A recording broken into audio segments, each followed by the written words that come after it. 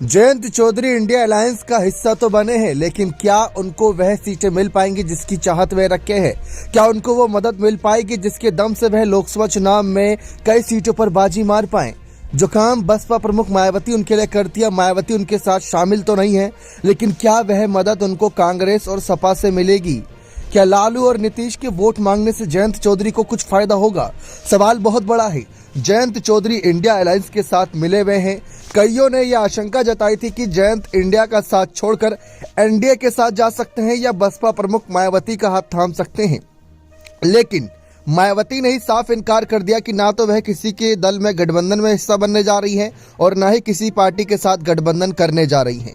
लेकिन जैसा कि आप सब जानते हैं, जयंत चौधरी 12 सीटों के करीब उम्मीद रखे, ऐसे उनके पार्टी के नेताओं का कहना है। 12 वह सीटें जहां पर जाट, गुर्जर और दलित वोटर्स बड़ी संख्या में हैं। ऐसे में जयंत चौधरी किसके सहारे दलित वोटर्स को साथ पाएंगे?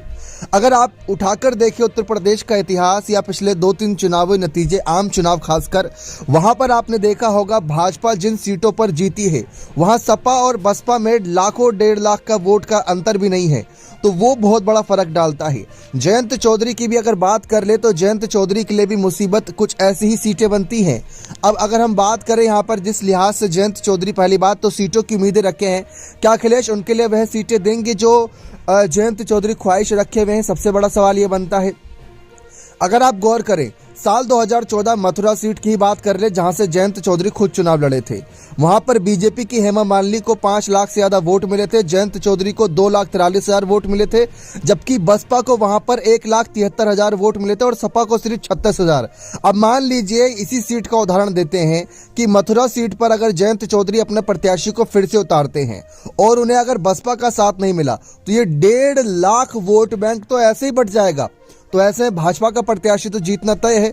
अब सपा का तो सिर्फ यहाँ पर कितना 3% वोट निकल रहा है, और अगर देखें तो बसपा का यहाँ पर 16% से ज्यादा वोट है, जबकि जयंत का 22% से ज्यादा वोट है। साल 2019 में जयंत चौधरी के कुंवर नरेंद्र सिंह इस सीट से हार गए थे, तगड़ी हार हुई थी।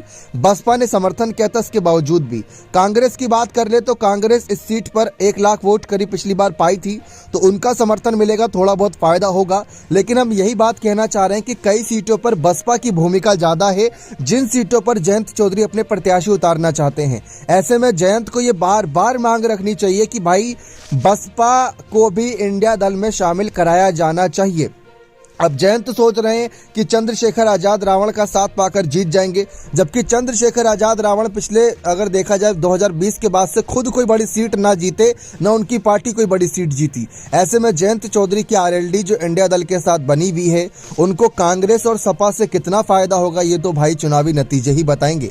बाकी आपको क्या लगता है कि क्या जयंत को बार बार मायावती की मांग रखनी चाहिए या नहीं? क्योंकि जयंत चौधरी ने मुंबई दल की बैठक के दौरान भी कहा था कि मायावती की बसपा और तमाम ऐसी पार्टियां जो भाजपा के खिलाफ लड़ने का काम कर रही हैं और आने वाले वक्त में यह दल इंडिया अलायंस के साथ जरूर आएंगे, लेकिन ऐसा होता अब नजर नहीं आ रहा है। तो ऐसे में क्या जयंत चौधरी अपना फैसला बदलेंगे?